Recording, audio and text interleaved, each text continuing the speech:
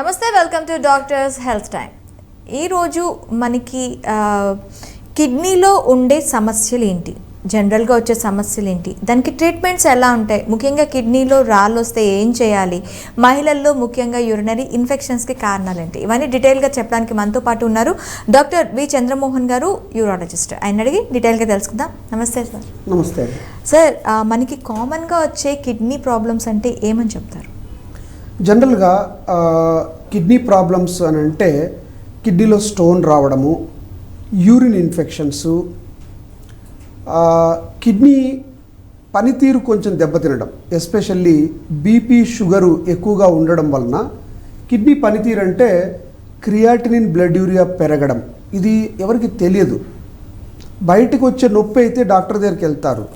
నొప్పి లేకుండా ఊరికే క్రియాటినిన్ పెరిగితే ఎలా తెలుస్తుంది? అది కిడ్నీ ఫెయిల్యూర్. అవి కాకుండా క్యాన్సర్స్ ఎక్కడైనా రావచ్చు బాడీలో, ఎస్పెషల్లీ సిగరెట్ స్మోకింగ్, ఆల్కహాల్, వీటి వలన కిడ్నీలో, బ్లాడర్లో, ఎస్పెషల్లీ బీడీ స్మోకర్స్లో బ్లాడర్ క్యాన్సరు చాలా కామన్. ప్రోస్టేట్ క్యాన్సర్ ఇప్పుడు వరల్డ్ వైడ్ పెద్ద సబ్జెక్ట్. ఎందుకంటే 70 ఏళ్ళ పైబడిన వాళ్ళల్లో, హెల్తీగా ఉన్న వాళ్ళల్లో వచ్చేది అది. అంటే షుగర్ ఉండదు, బీపీ ఉండదు, హ్యాపీగా ఉంటారు, అయినా కూడా న్యాచురల్గా ఏజ్తో వచ్చే క్యాన్సర్స్ ఇవి, ప్రోస్టేట్ క్యాన్సర్. ఇవి మెయిన్ సబ్జెక్ట్స్. ఇవి కాకుండా పుట్టుకతో పిల్లల్లో కొంతమందికి ఒకరికే కిడ్నీ ఉండడము, ఇన్ఫెక్షన్స్ రావడము, అబ్నార్మల్గా కిడ్నీ పొజిషన్లో ఉండడము. అంటే ఒక్క కిడ్నీతో పుట్టే పిల్లలు కూడా ఉంటారు. 400 మందిలో ఒకరికి ఒక కిడ్నీ ఉంటుంది. ఓకే. కాకపోతే ప్రాబ్లం లేదు. ఇది main important for the general public. ఒక కిడ్నీతో ఎప్పుడు డైజెస్ట్ అవుతుంది సార్? పుట్టిన వెంటనే తెలుసు. మనం స్కాన్ చేసుకుంటే కదా, ఎప్పుడన్నా కడుపు నొప్పి అని చెప్పేసి వేరే కారణానికి ఏదైనా స్కాన్ చేసినప్పుడు తెలుస్తుంది. లేకపోతే మన కడుపులో ఏముందో మనకేం తెలుస్తుంది? ఇప్పుడు స్కానింగ్ చాలా కామన్ అయిపోయింది. ఏ పార్ట్లో పెయిన్ వచ్చినా కడుపులో స్కానింగ్కి వెళ్ళమంటారు. Scanning doctor right side kidney కనిపించట్లేదని రాస్తారు. వీళ్ళు చాలా కంగారు పడిపోతారు. ఓకే. ఆ కంగారు అవసరం లేదు. ఎందుకనంటే ఒక కిడ్నీ ఉన్నప్పుడు ఇంకో కిడ్నీ లేనప్పుడు ఆటోమేటిక్గా ఈ కిడ్నీ పెద్దగై 12 సెంటీమీటర్లు ఉంటుంది. పని ఎక్కువ చేయాలి కదా, అంటే 1.5 కిడ్నీకి ఈక్వల్ ఉంటుంది. ఈ 1.5 కిడ్నీ 100 ఏళ్ళు బతకడానికి okay. Okay, provided you don't add insult. మనం యాడ్ ఇన్సల్ట్ చేయకూడదు. బీపీ తెచ్చుకోవడం, షుగర్ తెచ్చుకోవడము, రోజు తాగడం, రోజు సాల్ట్ ఎక్కువ తినడము, ఎక్సర్సైజ్ చేయకపోవడము, లావు ఉండడము, ఆ కిడ్నీ మీద బరువు పడుతుంది. ఓకే. అట్లా కాకుండా నార్మల్ లైఫ్ ఉన్నారనుకోండి, ఒక కిడ్నీతో 100 ఏళ్ళు బతికేదానికి అవకాశం ఉంది. ఓకే. ఇప్పుడు మ్యాక్సిమం కిడ్నీలో స్టోన్స్ వస్తున్నాయి, కిడ్నీతో స్టోన్స్ తయారవుతున్నాయని అంటారు. అసలు కిడ్నీలో స్టోన్స్ ఎలా తయారవుతాయి సార్? మామూలుగా మన ప్రజలు ఏమనుకుంటారంటే, సార్ బియ్యం గింజలు రాళ్ళలో ఉండి తింటే అవి కిడ్నీలోకి పోతాయని అంటారు. అసలు ఏది మనం కడుపులోకి తిన్నది కిడ్నీలోకి వెళ్ళదు. కంప్లీట్ ఈవెన్ మెటల్ తిన్నా కూడా అది డైజెస్ట్ అన్న వాళ్ళు, లేదంటే మరుసటి రోజు పొద్దున్నే వెళ్ళిపోవాలి. అట్లా కాకుండా కిడ్నీలో రాళ్ళెందుకు ఫామ్ అవుతాయంటే 50% జెనెటిక్. అంటే నీ బాడీ నేచర్ ఇప్పుడంతా ప్రపంచమంతా జెనెటిక్స్ మీద ఉంది. అంటే నువ్వు పుట్టినప్పటి నుంచి నీ జీన్స్ ఎట్లా ఉంటాయో వాటి బట్టే నీకు హార్ట్ అటాక్, వాటి బట్టే నీకు మోకాలు నొప్పులు, వాటి బట్టే నీ కిడ్నీలో రాళ్ళు. ఇంట్లో 5 మంది ఉంటారు, వైఫ్, హస్బెండ్, పిల్లలు, అమ్మ, నాన్న, అందరికీ రావే స్టోన్స్. ఒకటే వాటర్ తాగేది, ఒకే నాన్ వెజ్ తినేది, ఒకే కూరగాయలే తినేది. ఎందుకు వస్తుంది ఒకరికే? Genetics first. దాన్ని మనం ఏం చేయలేం. ఒకవేళ వచ్చాయనుకో, ఆ వచ్చిన వాళ్ళకి సజెషన్స్ ఇంపార్టెంట్. కానీ నాకు అస్సలు రాకుండా నేను డైలీ బిస్లరీ వాటర్ తాగుతానంటే ఎట్లా తాగుతాం? డైలీ బిస్లరీ వాటర్ తాగలేము. డైలీ స్పెసిఫిక్ ఫుడ్, టొమాటో తినొద్దు అని అంటాడు. అందరికీ తినుకుంటే ఎట్లా? పిల్లలకు చాలా మంచిది టొమాటో. ఈ టొమాటో లేకుండా కర్రీ ఎట్లా ఉంటుంది? అట్లే టొమాటో, పాలకూర, క్యాబేజ్. అసలు పాలకూరలో ఉన్నంత కాల్షియం దేంట్లో ఉండదు. వెజిటేరియన్స్ ఎలా మరి హైట్ పెరుగుతారు పిల్లలు? కాబట్టి ఒకసారి కిడ్నీలో స్టోన్ వచ్చిన వాళ్ళకి మాత్రమే డైట్ అప్లై అవుతుంది. అంతేగాని రోజు నువ్వు డైట్ అందరికీ ఇంట్లో అని కాదు. ఇప్పుడు ఇంట్లో హస్బెండ్కో, వైఫ్కో వచ్చింది, ఆమెకు మాత్రమే పాలకూర, టొమాటో, క్యాబేజ్ తక్కువ తినాలి, నాన్ వెజ్, సాల్ట్ తక్కువ తినాలి. అంతేగాని పాలకూర, టమాటో కలిపి తిన్నా కూడా ప్రాబ్లం అంటారు. అది ఓన్లీ కిడ్నీ వ్యాధిగ్రస్తులకు మాత్రమే అంటారా, లేకపోతే స్టోన్ వాళ్ళకి మాత్రమే? మిగతా వాళ్ళకి బెస్ట్ ఫుడ్ అది.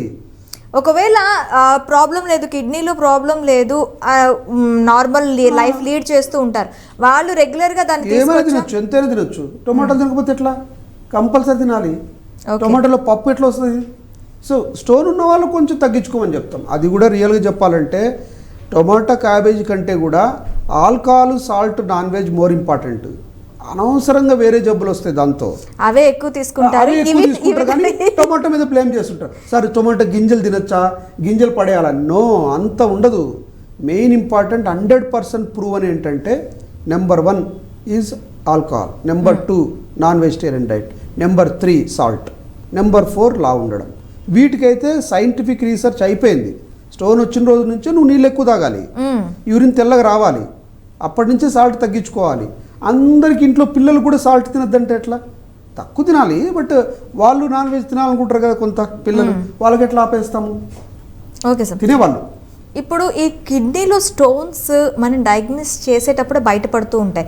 ఇవి తయారైన క్రమంలో పెయిన్ కానీ లేకపోతే ఏమైనా సిమ్టమ్స్ ఇవి తయారవుతున్నాయని చెప్పి అంటే డాక్టర్ దగ్గరికి వెళ్ళక ముందే మనలో మనకి ఎలా అవగాహన వస్తుంది? అది ఇంపార్టెంట్ క్వశ్చన్ మేడం మీరు అడిగింది. సైన్స్ మొత్తం ప్రివెన్షన్ మీద పోతా ఉంది.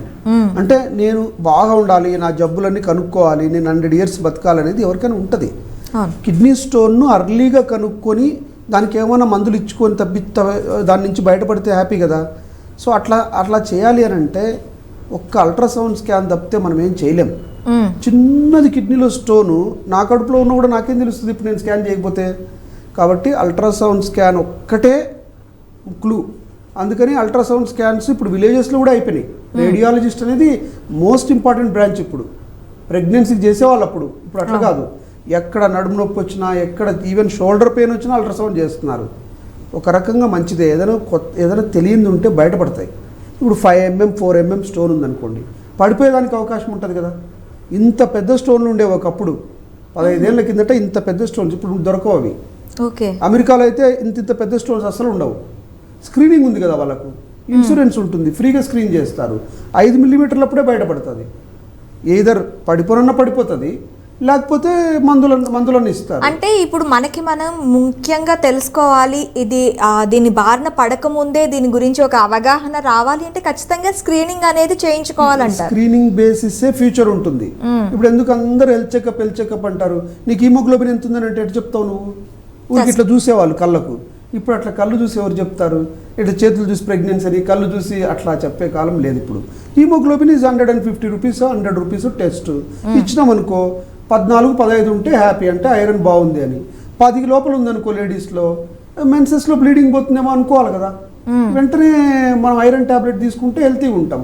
నువ్వు 10-8 అట్లే కంటిన్యూ చేస్తే ప్రెగ్నెన్సీ అయ్యే టైంకి బేబీ వీక్గా పుట్టేస్తుంది. ఓకే, అందుకని కొన్ని మరీ ఎక్కువ సిటీ స్కాన్లు ఎంఆర్ఐలు కాకుండా కొన్ని బేసిక్ టెస్ట్లు 3,000 రూపాయలు 2,000. ఇప్పుడు డయాగ్నోసిస్ సెంటర్లు చాలా ఆఫర్లు ఇస్తున్నారు. 1000 రూపాయలకి 36 టెస్టులు అంటారు. చేసుకుంటే మరీ రోజు ఏం చేయించుకోం కదా. 2 ఏళ్ళకు ఎంగేజ్ వాళ్ళకు అవసరంలా. అంటే ఎన్ని ఇంటర్వెల్ ఆఫ్ టైమ్స్ ఎంతలో ఉండాలి? 1 or 2 years ఆఫ్టర్ 40 years.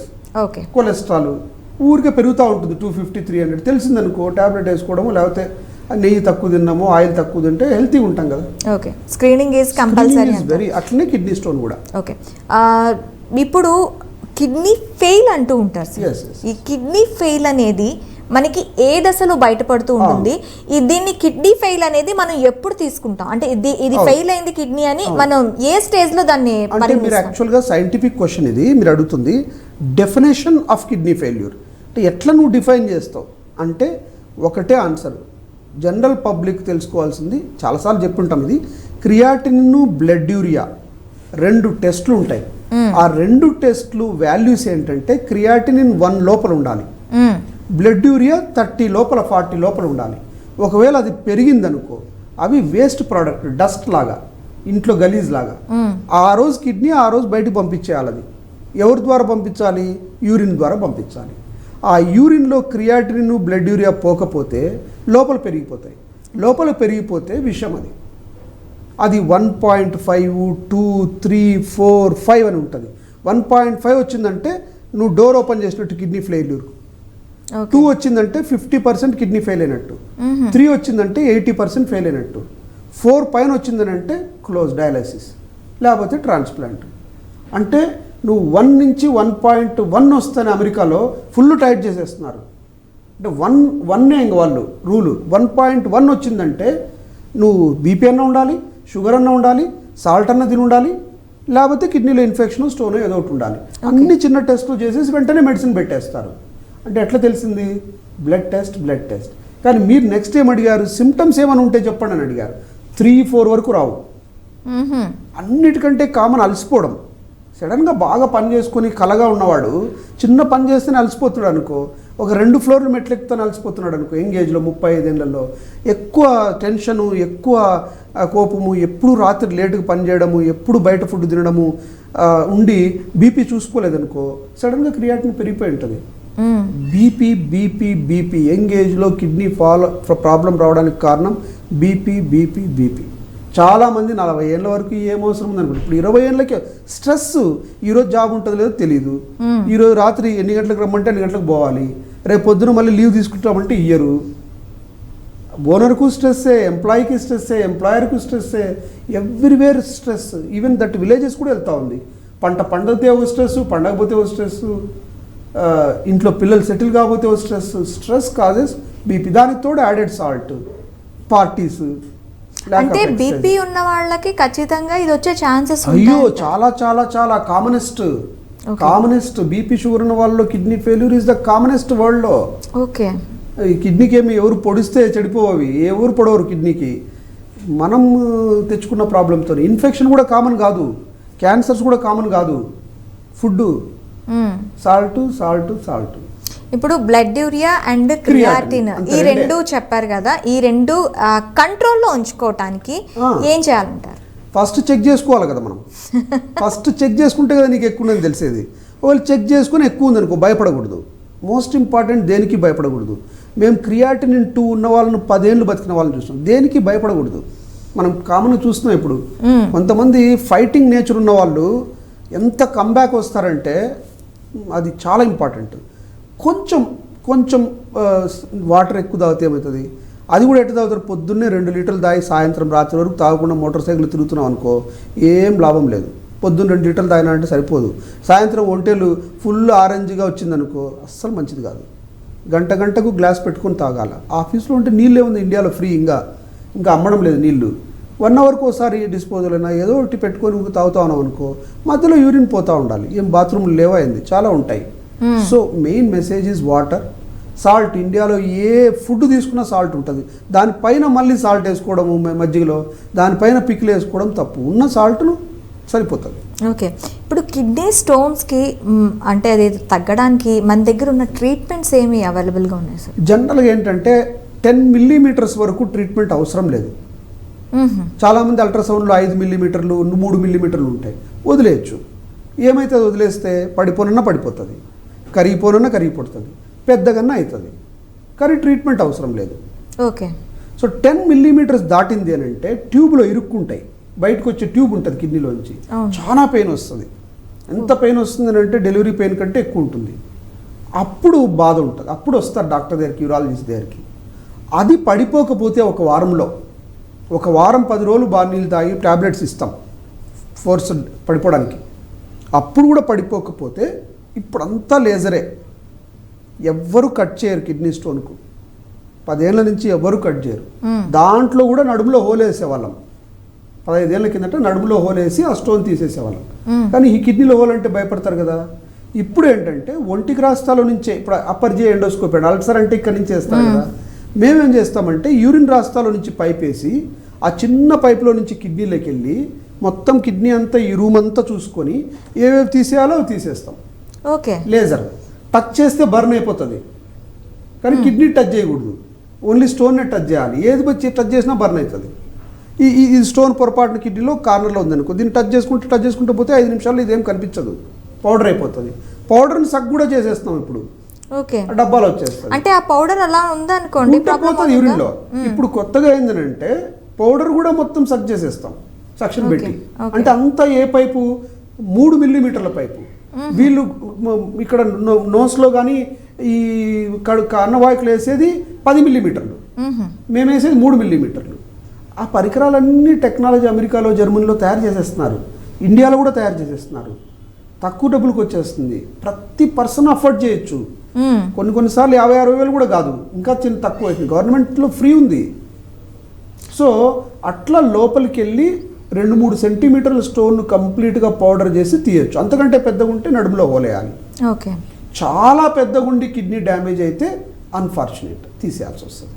కిడ్నీనే తీసేయాల్సి వస్తుంది పని చేయకపోతే. ఎందుకంటే అది సోర్స్ ఆఫ్ ఇన్ఫెక్షన్. ఇంతింతలా రాళ్ళు ఉంటాయి, నొప్పి ఉండదు. ఒక్కసారి కూడా నాకు నొప్పి రాలేదంటాడు. అదే ఇంత చిన్న స్టోన్ వాడు ఆఫీసు నేను తట్టుకోలేను అంటాడు. ఊర్లో ఉన్న వాళ్ళు క్రోసిన్, మెఫ్తాల్ స్పాస్ వేసుకుంటూ ఉంటారు, అవి తగ్గిపోతుంది. మళ్ళీ పనికి వెళ్తూ ఉంటాడు, స్టోన్ పెరుగుతూ ఉంటుంది, సైలెంట్గా డ్యామేజ్ అయిపోతుంది. అట్లాంటి కేసులు తక్కువ అయిపోయినాయి. ఎందుకంటే ఊర్లో ఉన్న వాళ్ళ పిల్లలు కూడా బాగా చదువుతున్నారు, వాళ్ళకు కూడా సెల్ ఫోన్ ఉంది, వాళ్ళు కూడా ఇప్పుడు ఈ ఐడి న్యూస్ చూస్తూ ఉంటారు.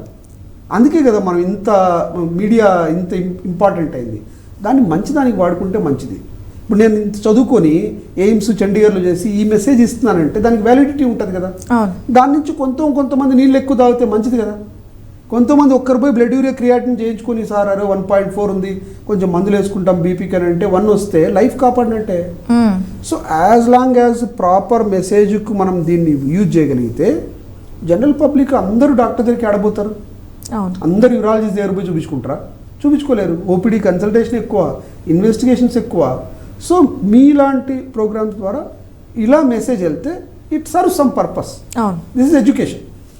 అయితే ఈ కిడ్నీలో రాళ్ళకి మందులతో ట్రీట్మెంట్ చేసే అవకాశాలు ఉంటాయంటారా? కొన్ని స్టోన్స్ యూరిక్ యాసిడ్ అంటారు. చిన్నపిల్లల్లో ఎవరికైతే న్యూట్రిషన్ స్టేటస్ సరిగా ఉండదో, బి కాంప్లెక్స్ సరిగా ఉండదో, వాళ్ళకు నీళ్లు సరిగా ఇవ్వరో, బ్రెస్ట్ మిల్క్ కూడా ఇవ్వలేని వాళ్ళు ఉంటారు కొందరు, వాళ్ళకు స్టోన్స్ వస్తాయి. యూరిక్ యాసిడ్ అవి ఏంటంటే ఓన్లీ నీళ్ళు తాగి నిమ్మకాయ రసం తాగితే ఇక్కడ పడిపోతాయి. కానీ 10%. కాల్షియం వచ్చింది అంటే పడదు. Calcium oxalate, mono oxalate calcium వచ్చిందని అంటే పెద్దోళ్ళకి వచ్చేది తక్కువ. అంటే ఇట్లా స్టోన్ ఫామ్ అయిన తర్వాత మనం నీళ్ళు తాగుతూ ఉంటే రోజు ఇట్లా కరిగిపోవాలంటే అట్లా కరవు. ఎందుకంటే ఒక్కొక్క లేయర్ గట్టిగా ఫామ్ అవుతాయి. సో 5 mm లోపల ఉంటే ట్రై చేయొచ్చు. 10 mm దాటిందంటే కష్టం. దీన్ని స్టార్టింగ్లోనే కనుక్కోవచ్చా సార్? కనుక్కోవచ్చు. అల్ట్రాసౌండ్ స్కాన్లో 3 mm ఉన్న బయటపడుతుంది. Very sensitive test. And sensitive అంటే నువ్వు ఎంత చిన్న స్టోన్, అల్ట్రాసౌండ్ జనరల్గా ఎంత అవుతుందండి? 500 to 1000 రూపీస్. ఎక్కడ దొరుకుతుంది? అన్ని ఊర్లలో, అన్ని diagnostic centres. Ultrasound is basic. పోయి పడుకుంటే వాడు చూసేస్తాడు 5 నిమిషాల్లో 2 కిడ్నీలు బాగున్నాయంటే నమస్కారం. లివర్ బాగుంది, లివర్లో కూడా ఫ్యాటీ లివర్లు వస్తున్నాయి, అది కూడా అల్ట్రాసౌండ్లోనే కనుక్కుండేది. అందుకని ultrasound is the future of India. Radiologist is future to prevent the disease. అంటే ఒక జబ్బు రాకముందే కనుక్కోవడానికి ఎన్ని వందల మందికి అల్ట్రాసౌండ్లో కిడ్నీ క్యాన్సర్లు బయటపడే వాళ్ళు ఉన్నారు, చిన్నవి. అవి ఆ కొంచెం అర్ధం కిడ్నీ కట్ చేస్తున్నాం, ఫుల్ కాదు. లైఫ్ తర్వాత 100 ఏళ్ళు బతకచ్చు. ఓకే. ఇప్పుడు సర్జరీ చేసి తీసేస్తామంటారు కదా, సర్జరీ ఏ స్టేజ్లో అవసరం అంటారు? ఎప్పుడైతే పేషెంట్కి పెయిన్ ఉంటుందో, ఎప్పుడైతే రాస్తాల ఇరుక్కొని కిడ్నీలో వాపు వస్తుందో, ఎప్పుడైతే క్రియాటినిన్ పెరుగుతుందో. ఇప్పుడు కిడ్నీలో స్టోన్ ఇరుక్కొని క్రియాటిన్ పెరిగితే ఆ స్టోన్ తీసేస్తే నీళ్లు బయటకు వస్తే క్రియాటిన్ తగ్గుతుంది కదా. అంటే ఇంట్లో కుళాయి పైపులో నీళ్ళు రాలేదనుకోండి, ఇరుక్కుంది అనుకో, వెంటనే ప్లంబర్ పిలిచి తీపిచ్చేస్తాం, నీళ్ళు వస్తాయి బయటికి, వెంటనే ట్యాంక్లో ప్రెషర్ తగ్గిపోతుంది, ప్లస్ నీకు ఫ్రీగా ఉంటుంది మళ్ళీ. అట్లనే కిడ్నీలో కూడా స్టోన్స్ ట్యూబ్లో ఇరుక్కుంటే చాలా త్వరగా డ్యామేజ్ అవుతాయి. ఎస్పెషల్లీ డయాబెటిక్లో ఇన్ఫెక్షన్ వచ్చేస్తుంది. వితిన్ 2 daysలో చాలా ఇబ్బంది పడే అవకాశం ఉంటుంది. అందుకని డయాబెటీస్, హైపర్ టెన్షను, ఇరుక్కున్న స్టోన్స్, పెద్ద స్టోన్స్, చాలా ఎక్కువ నొప్పి వచ్చే స్టోన్స్, దానివల్ల కిడ్నీ ప్రాబ్లం అయ్యే స్టోన్స్, కొన్నిసార్లు బ్లీడింగ్ అవుతుంది. అది గీచుకొని రాస్తాను, బ్లడ్ వచ్చే అవకాశం ఉంటుంది.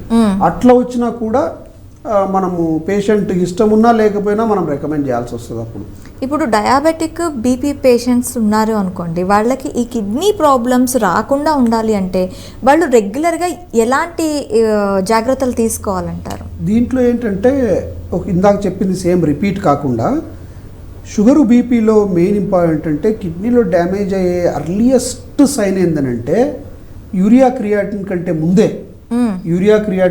ముందే కిడ్నీ ముసిల్దైపోతుంది అని తెలిసేది ఎప్పుడంటే ప్రోటీన్ పోతుంది యూరిన్. అది 50 రూపాయల టెస్ట్, ఇదన్నా 150 రూపాయలు. యూరిన్లో ప్రోటీన్ పోకూడదు. 1+, 2+, 3+ అని రాస్తారు. ఇన్ఫెక్షన్ లేకుండా నార్మల్ పేషెంట్ యూరిన్లో ప్రోటీన్ వెళ్ళకూడదు. అట్లా ప్రోటీన్ వెళ్ళిందంటే డయాబెటీస్లో 24 గంటలు యూరిన్ ఇక్కట్టా చేసి దాంట్లో ఎంత ప్రోటీన్ పోయిందో కూడా చెప్పాలి. అది 150 mg కంటే ఎక్కువ పోకూడదు. అంటే ఒక సండే కూర్చొని పోసిన యూరిన్ అంతా ఒకే డబ్బాలో పోయాలి. అది తీసుకుపోయి ల్యాబ్లో ఇవ్వాలి. వాళ్ళంతా కలిపేసేసి దాంట్లో కొంచెం తీసుకొని టెస్ట్ చేస్తారు. 1 లీటర్ వచ్చింది అనుకో, లీటర్కి ఎంత యూరిన్ పోయింది, ప్రోటీన్ పోయింది, 150 మిల్లీగ్రామ్స్ కంటే ఎక్కువ పోకూడదు. ప్రోటీన్ ఒక గ్రామ్ కంటే ఎక్కువ పోయింది అనుకో 24 గంటల్లో డేంజరస్. ఆ కలరే మారిపోతుంది. ఆ కొంచెము మడ్డీ కలరు, కొంచెం ఎక్కువ ఫ్రాతి అంటే నురుగు రావడం పోసినప్పుడు. నురుగు రావడం అంటే భయపడకూడదు, మళ్ళీ ఫోర్స్ఫుల్గా టబ్లో పోసినప్పుడు వస్తుంది.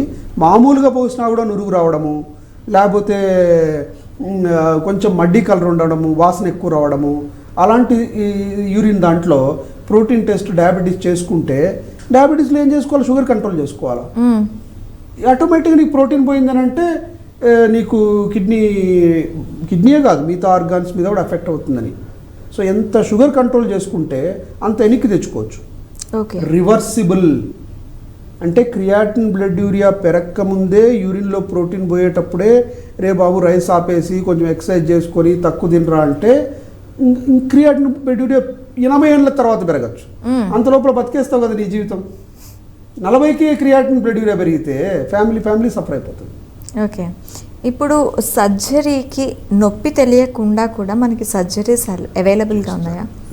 బేసికల్గా ఏంటంటే మనం ఎప్పుడైతే కట్ చేస్తామో బ్లేడ్తో కట్ చేసి స్టిచ్ చేసేటప్పుడు మరుసటి రోజు నొప్పి వస్తుంది. ఎండోస్కోపీ అంటే ఏమంటే యూరిన్ ట్యూబుల్లో, ఎండోస్కోపీ అంటే ముక్కులో చేసేది ఎండోస్కోపీ, చెవులో చేసేది ఎండోస్కోపీ, మన నోట్లో చేసేది ఎండోస్కోపీ, యూరిన్ రాస్తాలో చేసేది ఎండోస్కోపీ, అట్లే లెట్రిన్ రాస్తాలో చేసేది. ఇవే ఎండోస్కోపిక్ ప్రొసీజర్స్లో కట్ ఉండదు. న్యాచురల్గా ఈ నుంచి నువ్వు కిందికి పోవాలంటే నీకు పాత ఉంటుంది, ఆ పాతలో వెళ్ళాలి. నువ్వు గోడను పగలగొట్టుకుని వెళ్ళలేవు. గోడను పగలగొడితే సర్జరీ చేసినట్టు. ఇప్పుడు అట్లా కాదు, నార్మల్ ఈ డోర్ తీసుకొని ఇట్లా బయటకు వెళ్ళి అలా వెళ్ళి మళ్ళీ కిందికి వెళ్తాం. అట్లా కిడ్నీలోకి వెళ్తాం. ఎక్కడి నుంచి? యూరిన్ రాస్తాల నుంచి. మొత్తం పాత ఉంటుంది, కనిపిస్తూ ఉంటుంది. ఒక వైర్ వేసేసి ఆ వైర్ను చూసుకుంటూ వెళ్తే కిడ్నీలోకి వెళ్ళిపోతాం. నొప్పి ఎందుకు వస్తుంది? ప్రొసీజర్ బాగా చేయాలంతే. ప్రొసీజర్ బాగా చేయకపోతే ఇన్ఫెక్షన్స్ వస్తాయి.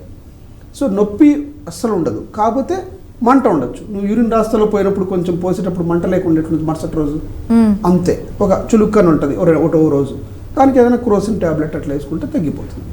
కాబట్టి మినిమల్లీ ఇన్వాసివ్ అయిపోయింది. అందరూ ఆ రోజు రాత్రి ఇంటికి వెళ్ళి మరుసటి రోజు జాబ్కి వెళ్ళాలి. సార్ 3 రోజులు లీవ్ దొరకదు సార్ నాకు అనేది ఎవరైనా అడిగేది. ఎవరికైనా మిడిల్ ఏజ్లో ఒక సర్జరీ చేయాలన్నప్పుడు వాళ్ళు అడిగేది ఎన్ని రోజులు పడుతుంది సార్ హాస్పిటల్, ఎన్ని రోజులు ఉండవు. ఒకప్పుడు 5-6 రోజులు 7 రోజులు 10 రోజులు పెట్టేవాళ్ళు. Same day discharge, same day. 1 centimetre stone ఉంటే ఇప్పుడు ఎవరు అడ్మిట్ చేయరు. Day care procedures. Okay, very very very useful. ఇప్పుడు ఒక కిడ్నీ పోయి కూడా మనిషి ఎన్ని సంవత్సరాల వరకు సర్వైవ్ అవుతుంది? అంటే ఒక కిడ్నీతో సర్వైవ్ అవ్వచ్చా? అవ్వచ్చు. ఎప్పుడు పోయింది అనేది ఇంపార్టెంట్. చిన్నప్పుడు పోయిందా, లేకపోతే 60 ఏళ్లలో ఏదైనా ప్రాబ్లం వచ్చి పోయిందా అని. ఎందుకంటే 60 ఏళ్లలో పోయిందనుకో ఆపోజిట్ కిడ్నీ కూడా కొంచెం పోయి ఉంటుంది. ఓకే, ఒకరే పోరు కదా. జనరల్ జబ్బు వచ్చినప్పుడు ఒకరే డ్యామేజ్ అవ్వరు. షుగరు, బీపీ, ఒబిసిటీ, వేరియస్ కారణాలు, మెటబాలిక్ సిండ్రోమ్, ఇవన్నీ వల్ల ఒక కిడ్నీ డ్యామేజ్ అవ్వదు. రెండో కిడ్నీ ఎంత బాగుంది. ఇప్పుడు ఫర్ ఎగ్జాంపుల్ నేను ఇందాక చెప్పాను, పిల్లల్లో పుట్టిన వాళ్ళలో ఒక కిడ్నీ లేదనుకో, ఒక కిడ్నీతో హ్యాపీగా ఉండొచ్చు కదా. ఏమైతుంది? హ్యాపీగా ఉండొచ్చు. కానీ 60 ఏళ్లలో కిడ్నీ స్టోన్ వల్ల డ్యామేజ్ అయిందనుకో ఆపోజిట్ కిడ్నీ ఫంక్షన్ చూడాలి. సేమ్ మళ్ళీ బ్లడ్ యూరియా క్రియాటిన్. సబ్జెక్ట్ ఎక్కువ ఉండదు, మన అవేర్నెస్ ఇంపార్టెంట్. అవి పనిచేస్తున్నాయా లేదు తెలియాలి అని అంటే అల్ట్రాసౌండ్ స్కాన్లో చిన్నగా ఉందనుకో కిడ్నీ, ఏం పని చేస్తుంది? అది 8 సెంటీమీటర్లు 9 సెంటీమీటర్లు ఉండాలి మినిమం. 9 అంటే ఏజ్ ప్రకారమా లేకపోతే ఎవరికైనా 8 to 9 సెంటీమీటర్స్? 9 నుంచి 10 ఉండాలి. 5 సెంటీమీటర్ల కంటే చిన్నగా ఉంటే ఇంకా అసలు పనికే రాదు. అది అంటే కుదించుకుపోతుందా? కుదించుకుపోతుంది. ఓకే, అంటే షుగర్ ఉన్నా, బీపీ ఉన్నా, దెబ్బ తగిలినా, స్టోన్ ఉన్నా కుదించుకుపోతుంది. ఓకే, అంటే లేకపోతే పర్వాలేదు. పిల్లప్పటి నుంచి కుదించుకుపోయిందని అంటే నువ్వు తప్పది. అంటే నీకు దేవుడు ఇచ్చిన 10 సెంటీమీటర్లు 5 సెంటీమీటర్లు అయిందంటే నువ్వేదో ఇన్సల్ట్ అయింది. దానికి కూడా ఇన్ఫెక్షన్స్ కారణం. ఓకే, ఇన్ఫెక్షన్ కారణం. రిఫ్లక్స్ అంటారు. రిఫ్లక్స్ అనే జబ్బు అది. అంత డీప్ మనకు అవసరం లేదు. అల్ట్రాసౌండ్లో తెలిసిపోద్ది కదా కుదించిందా లేదా అని. సో నువ్వు 8 సెంటీమీటర్లు వచ్చినప్పుడే నువ్వు జాగ్రత్త పడాలి. ఎందుకు వస్తూ ఉంది, ఎందుకు మనం ఇంత కుదించుకుపోతుందని. 5 సెంటీమీటర్లు వచ్చిన తర్వాత ఎవ్వరేం చేయలేము. అంటే ఇప్పుడు కొంతమందికి కిడ్నీ ట్రాన్స్ప్లాంటేషన్ కూడా చేస్తూ ఉంటారు. అంత పర్మనెంట్ ట్రీట్మెంట్ అంటే అదే కదా. ఇప్పుడు ఈ ట్రాన్స్ప్లాంటేషన్స్కి ఎటువంటి వాళ్ళు ఎలిజిబుల్ అంటారు? ట్రాన్స్ప్లాంట్ బేసికల్గా కిడ్నీ కంప్లీట్ ఫెయిల్ అయిపోయిందని డాక్యుమెంట్ అయిన తర్వాత ట్రీట్మెంట్ ఏం చేస్తాం? డయాలసిస్. కానీ డయాలసిస్ వారానికి 3 సార్లు చేసుకోవాలి. అంటే ఆల్మోస్ట్ హాస్పిటల్లోనే ఉండాలి. అట్లా కాకుండా ట్రాన్స్ప్లాంట్ అంటే పర్మనెంట్ ట్రీట్మెంట్. చాలా అడ్వాన్స్ అయిపోయింది ట్రాన్స్ప్లాంట్. యూరాలజిస్టు నెఫ్రాలజిస్టు కలిపి చేస్తారు. మీరు అడిగిన దానికి క్వశ్చన్ ఏంటంటే ఎవరికి ఇచ్చే అధికారం ఉంటుంటే అమ్మ నాన్న, కొడుకు కూతురు, భార్య భర్త, ఈ 5 మందికే. మిగతా వాళ్ళు ఎవ్వరు ఇవ్వడానికి లేదు. ఇప్పుడు కొంచెం గవర్నమెంట్ లిబర్టీ చేసి గ్రాండ్ పేరెంట్స్ ఇవ్వడానికి ఒప్పుకుంది, మనవాళ్ళు ఇవ్వడానికి ఒప్పుకుంది, అత్తమామ ఇవ్వడానికి కూడా ఒప్పుకుంది. ఓకే. కాకపోతే పర్మిషన్ తీసుకోవాలి. అదే అమ్మా నాన్న కొడుకు కూతురు అయితే ఎవ్వరు పర్మిషన్ అక్కర్లేదు, టెస్టులు చేసేసుకొని డైరెక్ట్ వెళ్ళిపోవచ్చు. కాదు సార్, నేను అడుగుతుంది ఏంటంటే ఈ పేషెంట్ ఏ స్టేజ్లో ఉండేటప్పుడు కంప్లీట్ ఫెయిల్యూర్ అంటారు, Okay. దాన్ని ఎండ్ స్టేజ్ రీనల్ డిసీజ్ అంటారు. ట్రాన్స్ప్లాంట్ అంటే ఎండ్. క్రియాటిన్ ఎంత గెస్ 8. ఇది మనం ఎంత స్టార్ట్ చేసాం 1. ఎంత అప్పుడు డేంజర్ అని చెప్పాం 1.5. ఎంత అప్పుడు 80% అని చెప్పాం 2. ఫుల్ అయిపోయేది ఎప్పుడన్నా 4 దాటి 8కి వెళ్ళిపోతే శరీరం భరించలేదు అంత టాక్సిన్, పేల్ అయిపోతుంది, ఫేస్ నడవలేరు, ఆయాసము, కళ్ళంతా పేల్ అవుతాయి, ఎంట్రుకల కలర్ చూసి చెప్పేవాళ్ళు ఉన్నారు రీనల్ ఫెయిల్యూర్. ఎంట్రుకల్లో లైట్ రిఫ్లెక్ట్ అవ్వదు, స్కిన్ అంతా ఎల్లో కలర్ అయిపోతుంది, కాళ్ళ వాపులు వచ్చేస్తాయి, ఒక రకమైన యూజువల్గా ఎంగేజ్లో పిల్లలు పుట్టరు, సెక్షువల్ పర్ఫార్మెన్స్ ఉండదు. ఇవన్నీ ఇంపార్టెంట్. నెయిల్స్ అంతా తెల్లగా అయిపోయి బ్రిటిల్గా అయిపోతాయి, ఆ షైనింగ్ ఉండదు, ఫేస్లో షైనింగ్ ఉండదు. ఇవన్నీ సిమ్టమ్స్ వచ్చేటప్పటికి చాలా లేట్ అయిపోతుంది. ఓకే. అందుకని కిడ్నీ 8 దాకా వచ్చిందంటే జిఎఫ్ఆర్ అని చూస్తారు, 24 గంటల్లో ఎంత ఫిల్టర్ అవుతా ఉంది అని. అది కనుక 5 కంటే తక్కువ వచ్చేస్తే డిక్లేర్డ్. ఇంకా అన్నిటికంటే జనరల్ మ్యాన్కి చెప్పాలంటే సైజ్ చిన్నగా అయిపోతే మాత్రం చాలా చాలా డేంజర్. ఓకే. 2, 5 ఉన్నాయనుకో ఇక 99% అవి పనిచేయదు, కష్టం. అంటే 2, 5 ఉన్నాయి, ఒక ట్రాన్స్ప్లాంట్ చేసుకుంటూ తన లైఫ్ని లీడ్ చేయొచ్చు. 100% కంప్లీట్ ఫెయిల్ అయిందని దానికి మీరు చెప్పేదానికి ఆన్సర్ ఏంటంటే ఒకటి పెట్టుకొని చెప్పకూడదు. క్రియాటిన్ 8 వచ్చిందని చెప్పి ఫెయిల్యూర్ అని చెప్పకూడదు. రేపు సడన్గా 1 వస్తే అన్నీ చూడాలి. కిడ్నీ సైజ్ చూడాలా, క్రియాటిన్ చూడాలా, బ్లడ్ యూరియా చూడాలా. కొంతమందికి యూరినే రాదు, రోజుకు 100 ml వస్తుంది, డేంజరస్. 100 ml వస్తే ఎట్లా? ముఖం వాపు చూడాలా, కలర్ చూడాలి. సిండ్రోమ్ అంటారు దీన్ని. సిండ్రోమ్ అంటే 10 సిమ్టమ్స్ను తీసుకొని డయాగ్నోజ్ చేసేదాన్ని సిండ్రోమ్ అంటారు. సడన్గా ఎవరైనా డాక్టర్ దగ్గర పోయి, నేను చాలాసార్లు చెప్పాను ఇది, పొరపాటున ఏదైనా పాయిజన్ తీసుకున్నారు అనుకో, ఎవరన్నా దబక్కని తాగారు, క్రియాటిన్ 8కి వెళ్ళిపోతుంది. కానీ డయాలసిస్ చేసి ఆ పాయిజన్ అంతా తీసేస్తానే 2-3 వారాల్లో 1కి వచ్చేస్తుంది. 1కి ఎందుకు ఫెయిల్యూర్ అని చెప్తాం మనం? అది acute failure. Okay. Chronic failure అంటే సంవత్సరాలు నెగ్లెక్ట్ చేసి వచ్చేది, అది రివర్స్ అవ్వదు. ఓకే. అందుకంటే నీ చేతుల్లోనే ఉంది ఫెయిల్యూర్. నువ్వు రెగ్యులర్గా చేయించుకుంటా ఉంటే ఆపేస్తే కొన్నాళ్ళు హ్యాపీ ఉండొచ్చు. సడన్గా వచ్చేదానికి మనం ఏం చేస్తాం? డిహైడ్రేషన్, లూజ్ మోషన్స్ వచ్చి క్రియాటిన్ పెరుగుతుంది, మళ్ళీ వాటర్ ఇచ్చిన తర్వాత గ్లూకోజ్ ఇచ్చిన తర్వాత వాపస్ వచ్చేస్తుంది. సో అక్యూట్ రీనల్ ఫెయిల్యూర్ వేరు, క్రానిక్ రీనల్ ఫెయిల్యూర్ వేరు. క్రానిక్ రీనల్ ఫెయిల్యూర్ మనం చేసుకున్న తప్పు. ఓకే. మనం నెగ్లెక్ట్ చేయడం, మన తిండి తినడం వలన, మన బీపీ కంట్రోల్ చేసే స్ట్రెస్, సేమ్ ఫ్యాక్టర్స్. సార్, ఇప్పుడు మీరు చెప్పారు 100 ml యూరిన్ పాస్ చేస్తే అది చాలా డేంజర్ రోజులో అని చెప్పి.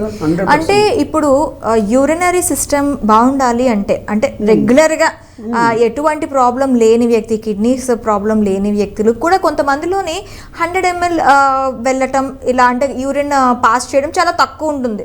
ఇప్పుడు చాలామంది స్కూల్ పిల్లల్లో కానీ లేడీస్లో కానీ మనం జనరల్గా చూస్తూ ఉంటాం. ఎందుకంటే బయట ఆఫీసెస్లో కానీ కాలేజెస్లో కానీ స్కూల్స్ కానీ వెళ్ళేటప్పుడు వాళ్ళకి బాత్రూమ్స్ ఫెసిలిటీ సరిగ్గా లేక నీళ్లు తాగక చాలామంది కూడాను ఈ యూరిన్ పాస్ చేయడం అనేది చాలా తక్కువగా ఉంటుంది. Everywhere it is there.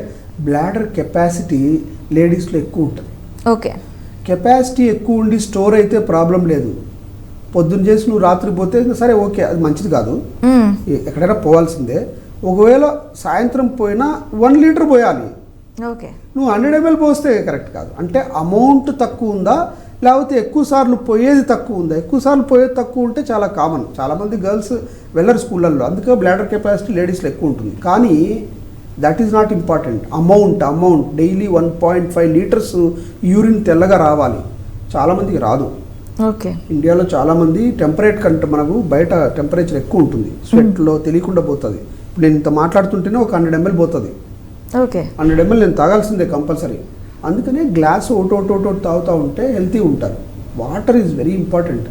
అంటే కిడ్నీ ఫెయిల్ కాకపోతే వాటర్ వెరీ ఇంపార్టెంట్. జనరల్గా చాలామంది చెప్తారు కదా ఆయుర్వేదంలో కూడా, పొద్దున్న లేస్తేనే 1-2 లీటర్స్ తాగండి, మోషన్ ఫ్రీగా వస్తుందంటే కరెక్ట్. అది గ్యాస్ట్రోకాలిక్ రిఫ్లెక్స్ అనేది వస్తుంది, తర్వాత కూడా తాగాలి. ఓకే. రాత్రి 7 తర్వాత ఎక్కువ అవసరం లేదు, ఎందుకంటే నైట్ డిస్టర్బ్ అయిపోతాడు. పోయినప్పుడల్లా బాత్రూమ్కి యూరిన్ తాగుతాడు, మళ్ళీ నెక్స్ట్ గంటకు లేస్తారు. బాత్రూమ్ పోవడం తాగడం, బాత్రూమ్ అట్లా చేయకూడదు. ఎస్పెషల్లీ 50 ఏళ్ళ పైబడిన వాళ్ళు 7-8 గంటల తర్వాత తగ్గించేయాలి. పొద్దున్నుంచి మధ్యాహ్నం వరకు బాగా తాగాలి. ఓకే. బ్రెయిన్ డెడ్ పీపుల్స్ ఉంటారు కదా, వాళ్ళ దగ్గర నుంచి అవయవాలు సేకరిస్తూ ఉంటారు. అంటే వాళ్ళు డొనేట్ చేసేదైనా అవి తీసుకుంటూ ఉంటారు. అయితే అలాంటి వారిలో కిడ్నీ డోనర్స్ ఉంటే ఆ కిడ్నీ పనిచేస్తుందంటారా? వెరీ ఇంపార్టెంట్ క్వశ్చన్ ఇది ఫర్ పబ్లిక్ కానీ. ఎందుకంటే జీవన్ దాన్ అని మన దగ్గర తెలంగాణలో ఉంది. చాలామంది ఇప్పుడు అవయవ దానం గురించి చెప్తా ఉంటారు. యాక్చువల్గా ఒక చిన్న పాయింట్ ఏంటంటే, ఈ అవయవాలు ఎవరు బతికుండంగా తీసుకోరు. రెండోది చనిపోయిన తర్వాత తీసుకోరు. ఓకే. చనిపోయిన తర్వాత తీసుకోరు. ఎలా తీసుకుంటారు? చనిపోయిన తర్వాత అవి కూడా చచ్చిపోతాయి. సో ఎవరు తీసుకుంటారు? యాక్సిడెంట్ అవుతుంది, తలకు దెబ్బ తగులుతుంది, తల మొత్తం చెడిపోతుంది, కానీ గుండె బాగుంటుంది. గుండెకు బ్రెయిన్కు సంబంధం లేదు, గుండె ఇండిపెండెంట్. ఓకే. తల అయిపోయి కోమా వస్తుంది. 1 రోజు వెయిట్ చేస్తావు, 2 రోజులు వెయిట్ చేస్తావు, సంవత్సరం వెయిట్ చేస్తావు. ఎక్కడ పెడతావు? హాస్పిటల్లో వెంటిలేటర్ మీద. గాలి తీసుకోవాలంటే మెదడు కావాలా? అవును. కానీ గుండె కొట్టుకోవడానికి మెదడు అవసరం లేదు, కిడ్నీ పని చేయడానికి మెదడు అవసరం లేదు. గుండె నీ కొట్టుకుంటావు అంటే అన్ని పని చేస్తూ ఉంటాయి. ఎవరెవరు పని చేస్తారు? గుండె పని చేస్తుంది, లంగ్స్ వెంటిలేటర్ పెడితే పనిచేస్తుంది, కిడ్నీలు పనిచేస్తాయి, ప్యాంక్రియాస్ పనిచేస్తుంది, ఇంటెస్టైన్ పనిచేస్తుంది. ఇక్కడ కంటి కార్నియా, కళ్ళు అంటే మొత్తం గుడ్డు తీసి ఎవరు బెటరు, కార్నియా పనిచేస్తుంది. ఇవన్నీ వెంటిలేటర్ ఆఫ్ చేస్తే అర్ధగంటకు పనిచేయవు. ఓకే. వెంటిలేటర్ ఆఫ్ చేస్తే అటెండెన్స్ వచ్చి బాబు వద్దులే బాబు ఇంకా తీసుకెళ్ళిపోతామని ఆఫ్ చేసామనుకో డెత్తే. ఆఫ్ చేయలేదనుకో ఇవ్వడానికి అవకాశం ఉంది. అందుకని వెంటిలేటర్ ఆఫ్ చేసే ముందు ఇంకా మీ వాడు అయిపోయింది బాబు, 4 రోజులు అయింది, ఇంకా బ్రెయిన్ డెడ్ అయింది, దానికి టెస్టులు ఉంటాయి. ఊరికే చెప్పరు బ్రెయిన్ డెడ్ అని. 2 కళ్ళల్లో టెస్టులు ఉంటాయి, రిఫ్లెక్సెస్ ఉంటాయి, అవన్నీ చేస్తారు. న్యూరోసర్జన్ వచ్చి 2 న్యూరోసర్జన్స్ వస్తారు. ఆ హాస్పిటల్ వాళ్ళు కాదు, బయట నుంచి వస్తారు. బయట నుంచి వచ్చి చూసి ఎట్టి పరిస్థితుల్లో ఈయన బ్రెయిన్ మొత్తం చెడిపోయింది ఇంకా బతకడన్నప్పుడు వెంటిలేటర్ ఆఫ్ చేసే ముందు అటెండెన్స్ని అడుగుతారు. ఎట్లాగో తీసుకుపోతున్నారు కదా, ఈ ఆర్గాన్స్ ఉండి పూడ్చిపెడితే ఏంది, లేకపోయి పూడ్చిపెడితే ఏంది. చాలామంది ఎమోషన్ ఉంటుంది, కట్ చేస్తారు వద్దులేండి అని. కరెక్టే, కానీ 2 కిడ్నీలు, 1 liver, 1 heart, 2 lungs, pancreas plus 2 కంటిది 10 మందికి ఎక్కడన్నా ఉపయోగపడితే చిన్నపిల్లలకి అన్నప్పుడు దీన్ని తీసుకుపోయి మట్టిలో పూడ్చిపెడితే ఏమొస్తుందండి? దీన్ని తీసుకుపోయి మట్టిలో. కానీ అప్పుడు అమ్మ నాన్న ఆ ఎమోషన్లు ఏమవుతుందంటే మనం అడగడానికి కూడా మొహమాట పడతాం. దీని మీద ప్రభుత్వం చాలా ఖర్చు పెడతా ఉంది. అహ్మదాబాదు, తెలంగాణ ఇట్లాంటి ప్లేస్లో కెడావరిక్ ట్రాన్స్ప్లాంట్స్ పెరిగిపోతున్నాయి. డాక్టర్స్ రెడీ midnight 12 o'clock తీసుకెళ్ళడానికి. ఇంకోటి ఏంటంటే వాళ్ళు తీసుకెళ్లేటప్పుడు ఐస్ బాక్స్లో తీసుకెళ్తారు. అవి 24 hours పనిచేస్తాయి. ఇక్కడి నుంచి నువ్వు కర్నూలు పోవచ్చు, విజయవాడకు పోవచ్చు, ఢిల్లీ పోవచ్చు. అంటే ఒక అవయవం తీసిన తర్వాత 24 hours వరకు అది అంటే ఐస్లో పెడితే 24-48 hours వరకు కూడా పనిచేస్తా. అంటే నీకు ట్రాన్స్పోర్ట్ కూడా చేయొచ్చు. హైదరాబాద్లో ఇక్కడ ఇస్తే, ఈ హాస్పిటల్లో ఇస్తే ఇక్కడే చేయాలని ఏం లేదు. కానీ ఇచ్చేవాడు వెంటిలేటర్ ఆఫ్ చేయకముందు ఇవ్వాలి. ఓకే. అంత బాగుండాలి. అంతేగాని రోడ్డు మీద డెడ్ అయిపోయింది సడన్గా తీసుకుపోండి అని అంటే ఎవరు తీసుకుపోలేరు. అట్లా రోడ్డు మీద డెడ్ అయిన పేషెంట్స్కి ఆర్గాన్స్ తీసుకుపోరు. రోడ్డు మీద బతుకుండాలి. కాకపోతే డీప్గా కోమాలో ఉంటాడు, అన్నీ బాగా పనిచేస్తుంటాయి. వాడికి ట్యూబ్ వేస్తారు, గ్లూకోజ్ పెడతారు, ఆ హాస్పిటల్ డిసైడ్ అవుతుంది మనిషి బాగున్నాడని. కానీ మరుసటి రోజు కల్లా బ్రెయిన్ పనిచేయదు, మిగతావన్నీ బాగుంటాయి. చర్మం అట్లే ఉంటుంది, నీట్గా ఉంటుంది. ఎన్ని రోజులను పెడతావు అట్లా? చాలామంది హాస్పిటల్ వాళ్ళు మోసం చేస్తున్నారు. కిడ్నీలు, లివర్లు తీసుకోవడానికి కావాలని డెడ్ అని చెప్తా. అట్లా చెప్పడానికి లేదు. ఓకే. సినిమాలో చూపించినట్టు ఉండదు. వేరే న్యూరో సర్జన్ రావాలా, వచ్చి బాబు ఇప్పుడు మన చెవులో కోల్డ్ వాటర్ పోస్తారు. కోల్డ్ వాటర్ పోస్తే రిఫ్లెక్సెస్ వస్తాయి, అవి రావు వాళ్ళకు. ఓకే. అట్లాంటివి 10 టెస్టులు ఉంటాయి.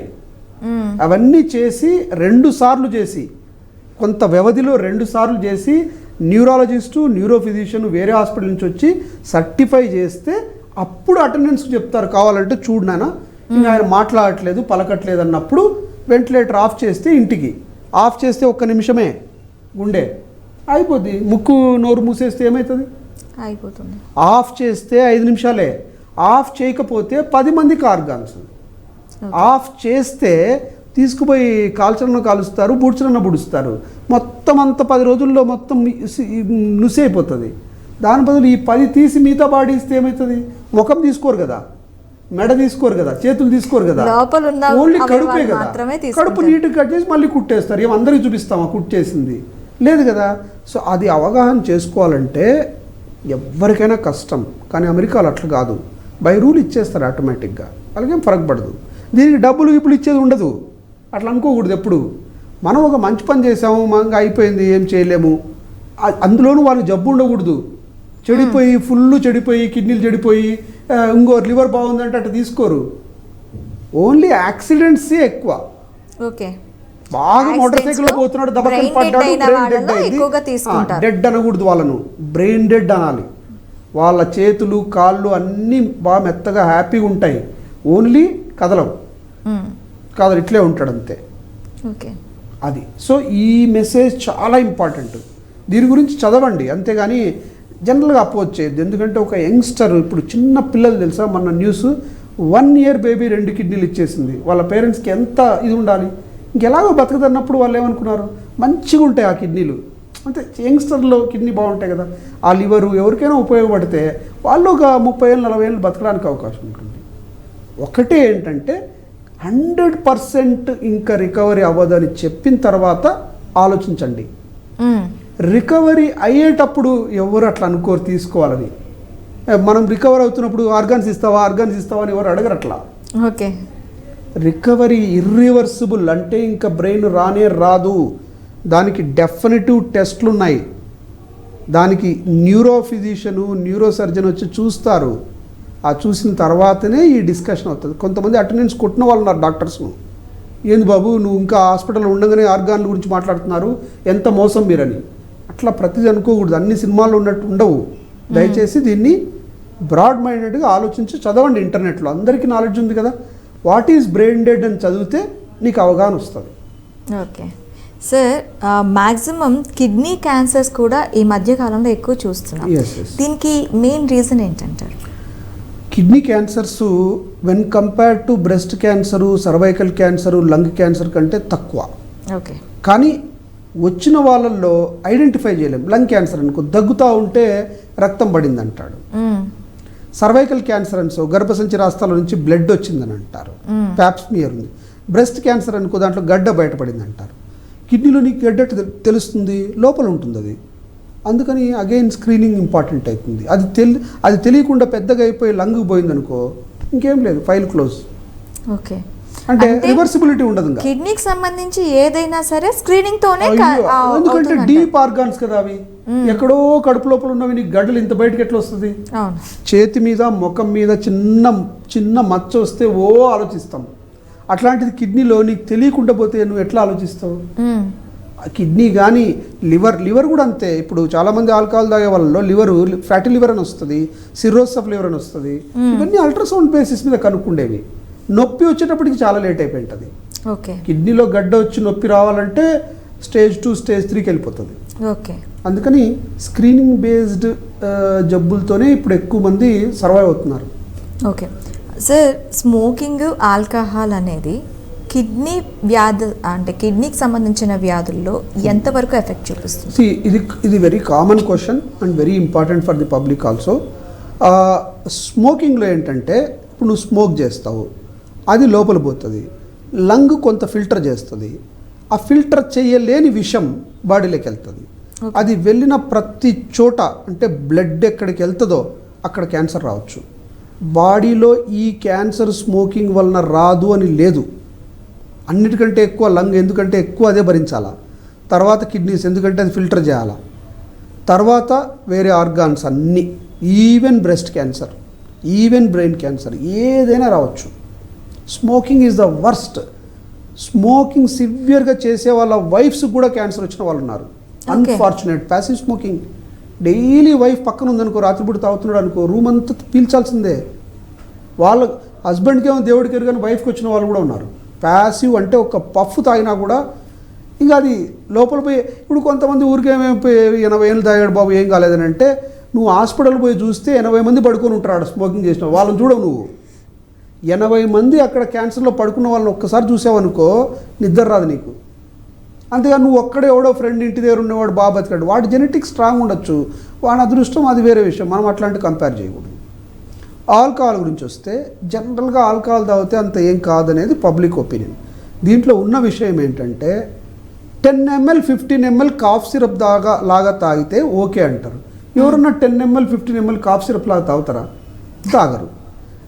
కొంచెం కొంచెం కొంచెం అన్నట్టు ఉంటుంది. ప్లస్ అది కాఫ్ సిరప్స్ కూడా డేంజరస్. కాఫ్ సిరప్లో ఆల్కహాల్ ఉంటుంది, అందుకే కదా కాఫ్ సిరప్ మంచిది కాదనేది, అందుకే దానికి చెప్తున్నాను. సో ఏదైనా ఒక అడిక్షన్లోకి వెళ్ళిపోయి కంట్రోల్ చేసుకుంటానని చెప్పే బదులు అడిక్షన్కి వెళ్ళకపోవడమే బెటర్. చాలామంది చెప్తున్నారు కదా, కొన్ని పెద్దవాళ్ళు కూడా చెప్పేది కామ క్రోధ మద ఇట్లా ఇవన్నీ ఉంటాయి, అడిక్షన్స్ అనేవి ఉంటాయి.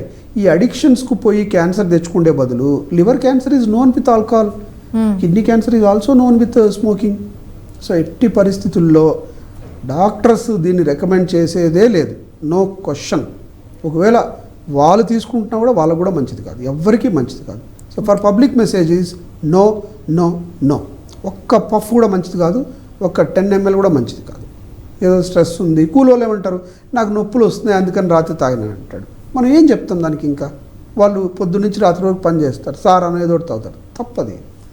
వాటర్ బాగా తీసుకొని మంచి కొంచెం 8 గంటలకు వచ్చేసేసి బాగా తినేసి పడుకుంటే నొప్పులు తగ్గుతాయి. నొప్పులు అప్పటికి ఉన్నాయనుకో ఎప్పుడైనా డోలో ట్యాబ్లెట్ వేసుకోవచ్చు, కానీ ఇక నేను బాటల్ సారా తాగుతానంటే కరెక్ట్ కాదు. వాళ్ళ పాయింట్ ఆఫ్ వ్యూలో మనం బాధపడతాం, వాళ్ళు కష్టపడి పనిచేసేవాళ్ళు. కానీ యాజ్ ఎ డాక్టర్ ఎట్లా చెప్తాం మనం? చాలామంది 40-45 ఏళ్ళకే లివర్ ఫెయిల్యూర్ అయిపోయి చనిపోయే వాళ్ళు ఉంటారు.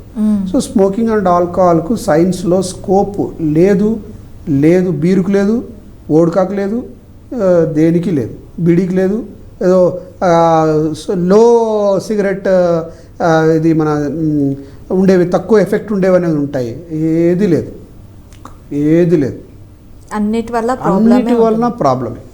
టచ్ చేయకపోతే అదృష్టం, టచ్ చేయొద్దు లైఫ్ లాంగ్. అంతేగాని ఎవరో 10 మంది ఏం కాదు రాబాయ్ అని అట్లని చెప్పకూడదు. ఓకే, ఇప్పుడు ఆహారపు అలవాట్లు అంటే కిడ్నీ సమస్యలు రాకుండా ఉండాలి అంటే ఆహారపు అలవాట్లలో ముఖ్యంగా ఏ అలవాట్లు చేసుకుంటే బాగుంటుందంట? ఫుడ్ విషయంలో వస్తే మాత్రం ప్రతి ఒక్కరికి ఈ పాటికే ఈ టీవీల్లో మీకు అందరికీ తెలిసి ఉంటుంది, bad cholesterol and good cholesterol అని. ఎప్పుడైతే నువ్వు రోడ్డు మీద ఆయిల్ తిప్పి బజ్జీ వేస్తాడో అది డేంజరస్. అదే ఆయిల్ని కాల్చేస్తే తారైపోతుంది అది. ఇప్పుడు పెట్రోల్, మనము ఫ్లైట్కి వాడే పెట్రోల్ తెల్లగా ఉంటుంది అంటారు, అదే మన కార్లకు వాడే పెట్రోల్ కొంచెం ఎల్లోగా ఉంటుంది అంటాడు. అదే డీజిల్ పోతే కొంచెం నల్లగా ఉంటుంది అంటారు. లాస్ట్ మిగిలింది తార్ వచ్చేసి రోడ్లకు వేయడానికి వాడతారు, దట్ ఈజ్ తార. అంటే నువ్వు వాడే ఆయిల్ ఫ్రెష్ ఉండేది ఆలివ్ ఆయిల్ పోయి తీసుకుంటే నీట్గా ఉంటుంది. అదే నువ్వు ఆయిల్ లాస్ట్కి చూడు, రోజంతా అయిపోయి లాస్ట్లో నీకు బజ్జీ వేసినప్పుడు చూడు, వాడు పొద్దు నుంచి కాలుస్తూనే ఉంటాడు. వాడి తప్పు కాదు కదా, వాడు పూరు కొనుక్కోలేడు. అట్లని చెప్పి నువ్వు ఆడ బజ్జీలు బాగా దాంట్లో ఉప్పు కారం వేస్తాడు, ఎట్లయినా టేస్ట్గా ఉంటాయి.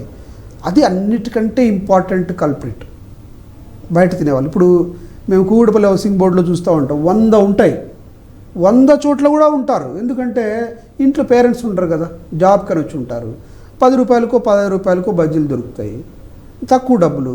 మళ్ళా పోయి ఇంటికి ఆడ వంట చేసుకుంటాం లేరా బాబు అని చెప్పేసి దోశ అవి తినేస్తారు. వాళ్ళ తప్పేం కదా, అమ్మేవాడి తప్ప ఎప్పుడు మనం అనకూడదు, అది తినకూడదు. నెంబర్ 1. నెంబర్ 2, యూజువల్గా బిర్యానీ ఇట్లాంటి వాటిల్లో ఆయిల్ ఎక్కువ వేస్తారు,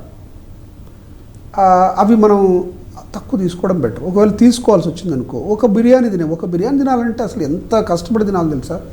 దాంట్లో 1/4 తినేసి ఒక వెజిటబుల్ సలాడ్ తెప్పించుకొని వెజిటబుల్ సలాడ్ యాడ్ చేసుకుంటే బెటర్. ఒకవేళ నువ్వు పార్టీకి వెళ్ళావే అనుకో, సొసైటీ మారిపోయింది. Same like modern chickens, modern bread items, ఇవన్నీ టేస్ట్ రావడానికి డాల్డా ఇట్లాంటివి వాడతారు. సో ఏది టేస్ట్గా ఉన్నా కూడా అది డేంజరస్. దానికంటే కొంత స్వీటే బెటర్. ఏదో కొంచెం స్వీట్ తిన్నాం అనుకో పర్లేదు. ఆయిల్ థిక్ లోపల పోయేసేసి శరీరంలో అంతా థిక్నెస్ అట్లే పారుతూ ఉంటుంది. అవి కుళాయి పైపులు మూసుకుపోయినట్టు మొత్తం అన్నీ మూసుకుపోతుంటాయి. ఎక్కడ బ్రెయిన్కు మూసుకుపోతాయి, కిడ్నీకి మూసుకుపోతాయి, లంగ్కు, హార్ట్ కూడా మూసుకుపోతాయి. ఏదైతే పంప్ చేస్తుందో పాపం దానికి కూడా అందుకే కదా హార్ట్ అటాక్ వచ్చేది. So main important saturated fatty acids అంటే డాల్డా లాంటివి. అట్లా కాకుండా ఆలివ్ ఆయిల్, కోకోనట్ ఆయిల్, కొన్ని ఇప్పుడు ఏదైనా కూర్చున్నప్పుడు పార్టీలో కొన్ని వేరుశనగ ఉడకబెట్టినవి బెటర్, కానీ చిప్స్ ఎట్లా బెటర్ అవుతుంది? మైదా కిల్లింగ్. మైదా ఎవరైనా లేడీస్ మైదా గురించి తెలుసుంటే ఏది ఇప్పుడు పల్లీలు బెటర్ బిస్కెట్ కంటే, బ్రెడ్ కంటే. ఇడ్లీలు బెటరు, ఇడ్లీ బెటరు ఈ దీనికంటే. ఇడ్లీ దోశ కొంచెం ఉన్న బెటరు, అంతేగాని బన్ను బేస్డ్ మైదా బేస్డ్ అస్సలు మంచిది కాదు. ప్లస్ ఆయిల్, ఇడ్లీలో ఏమన్నా ఆయిల్ ఉంటుంది పెద్దగా? ఆయిలే ఉండదు అసలు ఇడ్లీలో. అందుకే ఇండియాలో ఇడ్లీలు తింటారు బాగానే, పొద్దున్న ఇంట్లో తిను హ్యాపీగా, రాత్రి కూడా తిను కావాలంటే, కొంచెం వాక్ చేసేయి. అంతేగాని నువ్వు ఫుల్ ఆయిల్లో సోక్ చేసి ఫ్రైడ్ ఐటమ్ తీసుకొస్తే ఆయిల్లో ముంచి అట్లా తీసి నీ దగ్గర తీసుకొస్తే, అంటే మన ఇంట్లో చేసుకుంటాం కదా సార్ కొన్నిసార్లు బజ్జీలు, అవి పర్వాలేదు ఒకసారి. ఎందుకంటే ఆయిల్ నువ్వు అదే మళ్ళీ వాడవు కదా, ఎవరు వాడతారు అట్లా? రాత్రి కొంచెమే ఆయిల్ వేస్తారు, ఆయిల్ ఎంత వస్తుందో అంత తీసుకుంటారు, మిగతాది పడేస్తారు. ఆయిల్ 5 సార్లు ఎవరు వాడతారు మళ్ళీ పెట్టి? అట్లా ఎవరు వాడరు. బయట వాడికి అట్లా ఛాన్స్ లేదు. ఓకే సార్, ఇప్పుడు ఆహారపు అలవాట్లే కాదు, ప్రస్తుతం ఉన్న జనరేషన్లో లైఫ్ స్టైల్ చేంజెస్ కూడా చాలా ఎక్కువగా ఉన్నాయి. సో ఈ లైఫ్ స్టైల్ అనేది ఈ కిడ్నీ ప్రాబ్లమ్స్ రాకుండా ఉండటానికి ఎలాంటి లైఫ్ స్టైల్ని అలవర్చుకోవాలంటారు? లైఫ్ స్టైల్లో బేసికల్గా ఏంటంటే, అంటే నేను కూడా ఒక 25 డాక్టర్ అయిన తర్వాత తెలుస్తుంది నాకు కూడా, టు బి ఆనెస్ట్ చెప్తున్నా. డాక్టర్ కాకపోతే నేను కూడా అంత ఏమవుతుందంటే, ఫస్ట్ బేసిక్ అర్నింగ్, మనకు డబ్బులు సంపాదించాలి ఎవరైనా బతకాలంటే. అందుకోసమని కష్టపడతాం మనం. India is a developing country. నువ్వు ఒక ఆఫీస్లో కూర్చొని గంటకు నేను వాకింగ్ పోతాను, జిమ్కి పోతానంటే ఎవరు పట్టించుకోరు. పొద్దున్న నుంచి రాత్రి వరకు కూర్చొని పని చేయాలి. అలాంటప్పుడు పొద్దున్న లేచి కనీసం 6 గంటలకు లేస్తే 5:30కు లేచి ఒక హాఫ్ అన్ అవర్ వాకింగ్ అన్నా, లేకపోతే 20 మినిట్స్ ఎక్సర్సైజ్. ఏం చేయాలంటే హార్ట్ రేట్ను పెంచాలి ఏదో ఒకటి చేసి. ఏది లేకపోతే స్కిప్పింగ్, లేడీస్ ఎంతోమంది స్కిప్పింగ్ ఈజీగా చేయగలుగుతారు, కూర్చొని లేయడము, స్కిప్పింగ్, పుషప్స్, ఏ జిమ్ మెటీరియల్ అక్కర్లేదు, ఊరికి ఎగిరితే చాలు ఒక 10 నిమిషాలు. ఎగరడానికి కూడా టైం లేదనంటే ఇంక మనం ఏం చేయలేం. ఏదో ఒకటి, నువ్వు మధ్యాహ్నం తింటావు, రాత్రి తింటావు, ఆఫీస్కి పోతావు, డబ్బులు చేస్తావు, లోపల పెడతావు, ఎగరడానికి కూడా డబ్బులు లేదంటే డ్యాన్స్ అన్నా చేసుకోవచ్చు నీకు ఇష్టం ఉంటే, ఊరికి ఎగిరినా పర్లేదు. హార్ట్ రేటు 120 to 140 వరకు 20 నిమిషాలు చేస్తే బాడీకి రెస్ట్. అది మిగతా రోజు పని చేయడానికి నీకు ఛాన్స్. ఓకే, అంటే నువ్వు పొద్దున 20 నిమిషాలు ఎక్సర్సైజ్ చేస్తే బాడీకి రెస్ట్ ఇచ్చినట్టు. అందరూ ఏంది ఎక్సర్సైజ్ చేస్తే రెస్ట్ అనుకుంటారు, కరెక్ట్. అది బాడీని ప్రిపేర్ చేస్తున్నావు రెస్ట్ ఆఫ్ ది డే పని చేయడానికి. అప్పుడు మిగతా రోజులంతా దాన్ని వాడినట్టు. మిగతా రోజంతా ఫోన్ అంటే charging. Exercise is charging, sleep కాదు charging. Exercise is the charging. మిగతా రోజంతా పని చేయడానికి 20 మినిట్సే చెప్తుంది WHO. 1 అవర్ కూడా కాదు, 20 మినిట్స్. కాకపోతే అని ఆయాసమన్న రావాలి, చెమటన్న రావాలి, దడ దడ దడ కొట్టుకోవాలి, ఇంతే. Okay, this is the only life style. మిగతాది పని చేసుకోవాల్సిందే. ఇంకోటి ఏమంటారు, ఆఫీసుల్లో ఒకవేళ ఇట్లా కూర్చున్నాం అనుకో, ఒక 5 నిమిషాలు లేచి నిల్చొని టైప్ కొట్టు, లేకపోతే అట్లా కొంచెం అట్లా దూరం పోయి మళ్ళీ టైప్, అట్లా పోయి తిని మళ్ళీ కాఫీ టీ తాగడానికి కాదు, ఊరికి అట్లా 5-6 సార్లు చేసి మళ్ళీ టైప్ చేసుకో కూర్చొని. 1 గంట సేపు 2 గంటలు కంటిన్యూ కూర్చుంటే ఒక సిగరెట్కి ఈక్వల్ అంటున్నారు ఇప్పుడు. కనీసం ఏది లేదంటే కాలు మూవ్ చేస్తూ ఉండి ఇట్లా, ఊరికే కాలు చెయ్యో ఏదోటి ఇట్లా రౌండ్ ఇట్లా చేయడమో, ఏదో ఒకటి చేయకపోతే రక్త కణాలన్నీ అట్లే నిలిచిపోయినట్టు ఉంటుంది. ఎనర్జీ ఎక్కడ వస్తుంది? Energy waste ఎట్లయితుంది? సో ఎంతో కొంత మూమెంట్ చేసే వాళ్ళకు హెల్త్ బాగుంటుంది. వాళ్ళు కొంచెం తిన్నా కూడా అరిగించుకోగలరు.